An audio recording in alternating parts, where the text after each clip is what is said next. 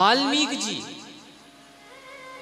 जी की कथा ऐसी है, ये पहले डाकू थे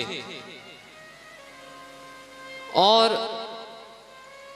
यही कार्य करते, रास्ते पर जो भी व्यक्ति आता भाला बर्छी धनुष बाण दिखाकर लूटते और कई लोगों को मार डालते, ऐसे कृत्यों में लग्न।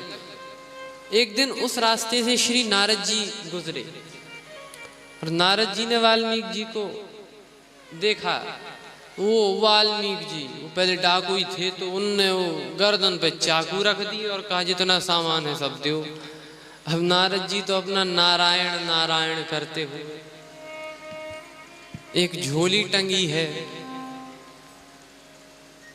और हाथ में वीणा है। देवदत्तमिमां वीणां स्वर ब्रह्म विभूषिता। वो डाकू ने कहा सब दो लुटेरे जो भी है सब निकालो, रुपया पैसा। नारद जी ने कहा कुछ है ही नहीं।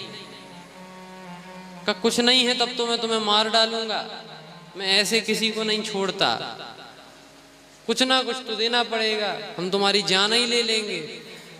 नारद जी ने कहा सुनो, हम यहीं पर हैं, एक बात बताओ, ये सारे कार्य तुम क्यों कर रहे हो? इन सारे कार्यों का प्रयोजन क्या है? नारद जी ने कहा प्रयोजन क्या? वाल्मीकि जी ने कहा कि अरे ये नहीं करेंगे तो घर परिवार कैसे चलेगा, यही मेरी जीविका है और मैं यही करता हूं। तो नारद जी ने कहा एक बात बताओ, इन सब कार्यों का जो पाप फल तुम्हें मिलेगा और जिस परिवार के लिए तुम यह पाप कर रहे हो, क्या वो परिवार तुम्हारे पाप फलों में भागी बनेगा? जरा ये पूछाओ। वाल्मीकि जी ने कहा कि ऐसा तो नहीं मुझे बुद्धू बनाकर तुम भाग जाओगे। नारद जी ने कहा मुझे बांध दो। वहीं पर नारद जी को एक पेड़ से बांध दिया। वाल्मीकि जी गए, उनको तो लगा कि बिल्कुल ये लोग हमारे पाप में शामिल होंगे क्योंकि इन्हीं के लिए हम पाप कर रहे हैं।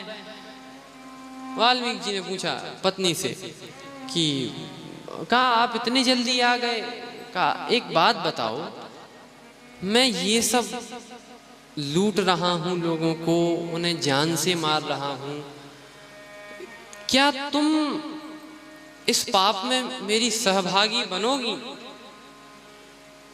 पहले तो पत्नी कुछ बोली नहीं, और लेकिन जब बोली तो यही कहा कि मैं काहे को सहभागी बनूंगी, आप अपना पाप स्वयं भोगें।